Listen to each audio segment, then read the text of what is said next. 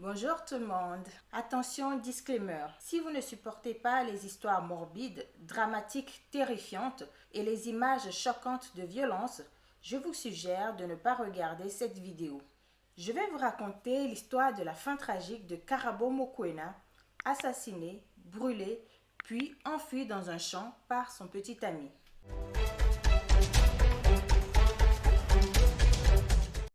L'histoire se déroule en Afrique du Sud, plus précisément à Johannesburg. En 2017, Karabo Mokoena était une jeune Sud-Africaine de 22 ans. Selon les dires de ses proches, Karabo était une fille craignant Dieu.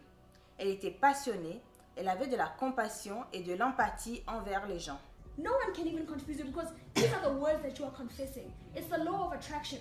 Cela faisait 7 mois qu'elle était en relation intermittente avec Sandile Mansowe. Il était originaire de Sekunda et c'était un trader de devises. Il avait 29 ans et était père de 3 enfants. On pense que lui et la mère de ses 3 enfants étaient séparés.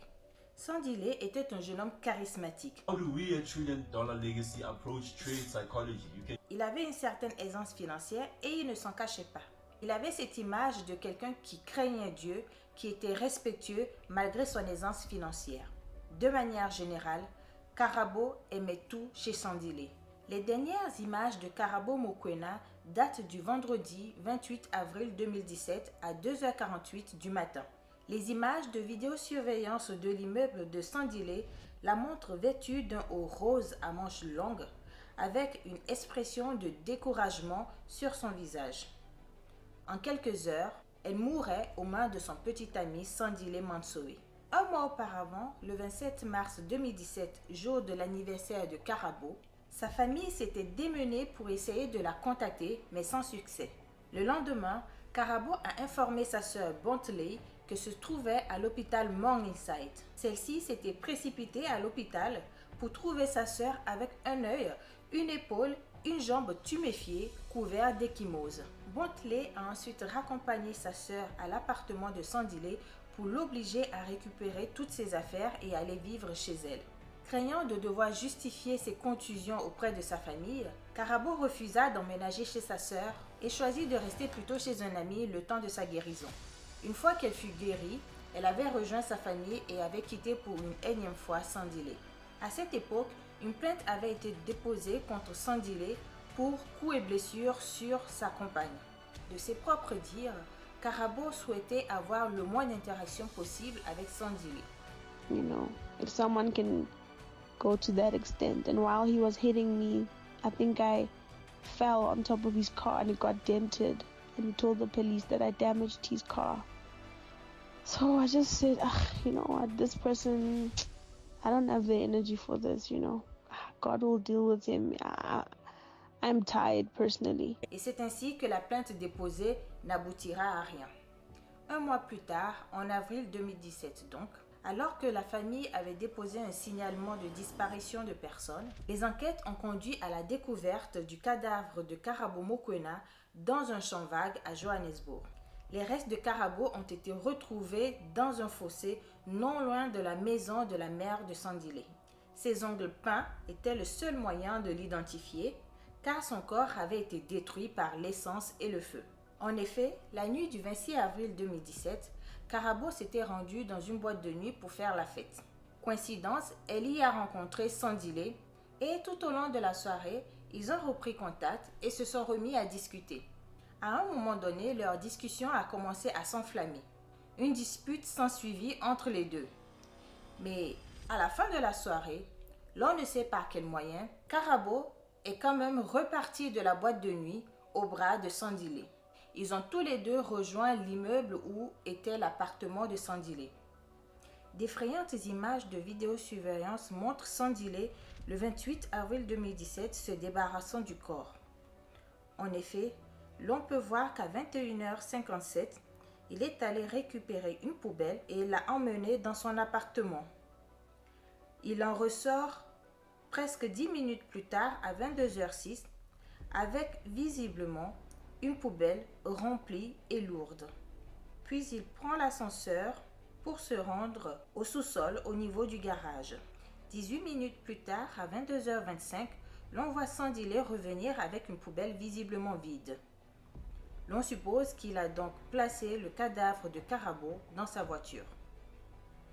Il reprend donc l'ascenseur et ramène la poubelle dans le local prévu à cet effet. Puis il rejoint son appartement une fois de plus. Il en ressortira juste quelques secondes plus tard et se dirigera à nouveau vers le garage. Tout de suite après, on le voit quitter sa résidence à bord de sa voiture. À l'issue des différentes enquêtes et pendant le procès, l'enquêteur principal a déclaré qu'il était convaincu que la jeune femme avait été assassinée dans le cadre d'un rituel, puisqu'après son autopsie, près de 60% de ses organes avaient disparu. Le médecin légiste était incapable de dire si Karabo était vivante ou morte au moment où elle a été brûlée. Au cours des interrogatoires, Sandile a donné plusieurs versions des faits. D'abord, le 28 avril, jour de la disparition de Karabo, il avait laissé entendre quelque chose de suspect lors d'un appel téléphonique avec la mère de Karabo. Il lui a dit « Je ne sais pas où est Karabo, mais je ne l'ai pas tué. » Cela t'a paru étrange puisque jusque-là, personne n'avait imaginé la piste de la mort de Karabo puisqu'elle avait juste disparu depuis 24 heures.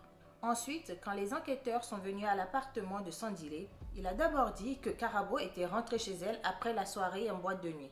Et dans une seconde version, il a affirmé que Karabo avait plutôt pris l'avion et s'était envolé vers Londres. Cette version des faits a rapidement été balayée par les enquêteurs puisque le passeport de Karabo avait été retrouvé dans l'une des poubelles de l'immeuble. Une fois que le cadavre de Karabo avait été retrouvé, Sandile a dit qu'il ne l'avait pas assassinée et qu'elle s'était suicidée à cause d'un pacte qu'ils avaient fait tous les deux. Il a dit qu'il avait trouvé Karabo morte à son appartement de Sandton entre 17h et 18h le 28 avril 2017. Sandile a soutenu que Karabo avait mis fin à sa propre vie en se plongeant un couteau dans le cou. Il dit qu'il a paniqué et qu'il s'était débarrassé de son corps car il pensait que personne n'allait croire à son innocence. Il est ensuite allé au garage et acheté de l'essence. Il est également allé chez sa mère à Bramley pour obtenir des pneus. Il a ajouté que personne ne l'avait vu. Ses aveux étaient glaçants. Je veux dire juste la vérité et montrer ce qui s'est passé. J'ai enlevé, jeté et brûlé le corps de Karabo. J'étais là, j'ai enlevé le corps de mon appartement, j'ai mis un pneu autour d'elle et je l'ai brûlé. Je lui ai mis de l'essence et je suis parti. Au tribunal, la personnalité narcissique de Sandile s'est complètement révélée. Il a essayé de peindre Karabo comme une personne violente et accro à la grande vie, à la vie de luxe. Il a affirmé que Karabo le battait et était devenu colérique et déprimé après avoir été violé par un ami à l'un de ses ex-amants. Il avait également allégué que Karabo avait l'habitude de se couper les veines. Il a donné comme exemple le jour où il avait trouvé Karabo par terre avec une boîte de somnifères dans les mains. Il a déclaré qu'un agent de sécurité qui travaillait dans l'appartement avait été témoin de l'incident. Mais l'agent de sécurité a contesté cela. D'ailleurs, la police avait parcouru le registre des événements de l'immeuble, mais il n'y avait aucun signalement de cet incident. Sandile estime aussi avoir eu une influence positive dans la vie de Karabo. I was a positive influence in her life. All these things about homes and stuff, I inspired her to start those things. I was the one who was helping her set up NGOs. I've had experience setting up NGOs. I tried to be a positive influence in her life, but it's unfortunate that I came into her life at a point where things were already bad. So yeah, maybe I'm guilty of trying to build a person and being the last one there when she collapsed, you know. So jusqu'au verdict, Sandile niait avoir mis fin à la vie de Karabo et plaidait non coupable. Sandile a été reconnu coupable d'avoir battu Karabo, de l'avoir tué, de l'avoir brûlé avant d'enterrer son cadavre dans un champ vague. Il a été condamné à 32 ans de prison pour ce meurtre. À l'heure actuelle, Sandile paye toujours pour ce acte puisqu'il est toujours incarcéré. C'était un petit résumé de l'histoire de la fin tragique de Karabo Mokoena. J'espère que cette vidéo vous a appris de nouvelles choses et vous a plu. N'oubliez pas de partager cette vidéo afin que d'autres personnes, surtout du monde francophone, connaissent cette histoire si ce n'était pas le cas, car elle a plus été relayée sur les plateformes anglophones. Je vous fais plein de gros bisous et je vous dis à la prochaine. Bye bye.